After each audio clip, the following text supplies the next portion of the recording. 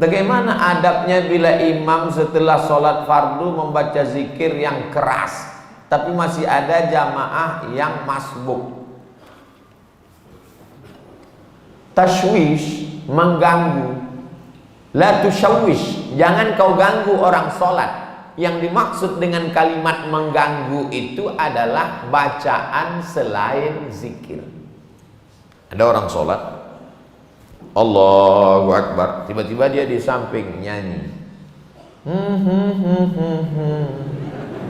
Itu namanya mengganggu. Tapi kalau ada orang sholat yang lain yang sebelah, subhanallah, subhanallah, subhanallah, apakah terganggu? Tidak. Yang terganggu dengan subhanallah itu setan. Kenapa? Karena bacaan zikir dengan sholat isinya sama. Aqimis sholata li zikri, dirikanlah sholat untuk zikir mengingat aku.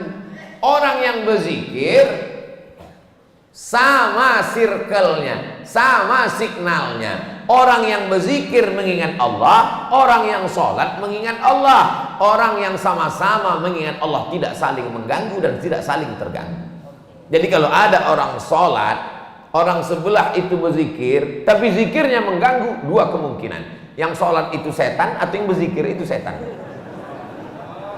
Dia udah tahu bahwa zikir itu tidak terlalu kuat, tidak terlalu pelan. Subhanallah, subhanallah. Udah tahu ada orang sholat, kuat-kuat matanya ke situ lah. Subhanallah, subhanallah.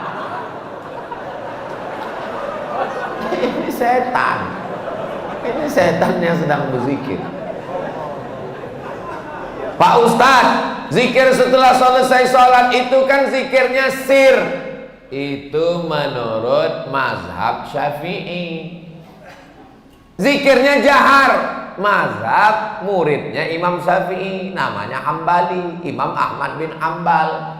Menurut mazhab Syafi'i, berzikir itu jahar sementara makmumnya tahu.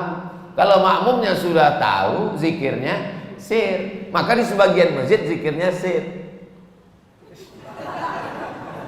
Pas imam ditanya, Pak Imam zikirnya kok enggak jahar? Makmumnya udah tahu.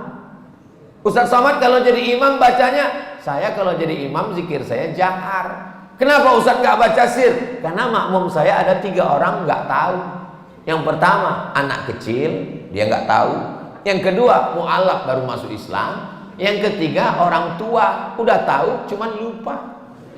Maka mereka dikasih tahu. Anak-anak ini pulang ke rumah, nanti ditanya sama emaknya, nah zikir di masjid tadi apa?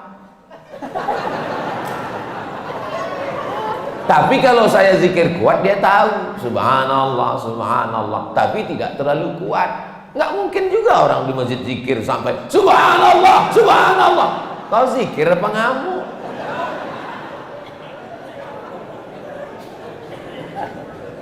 Jadi yang paling bagus adalah khairul umuri awsatuha, sebaik-baik perkara pertengahan. La tajhar bi sholatika, jangan suaramu terlalu melambung.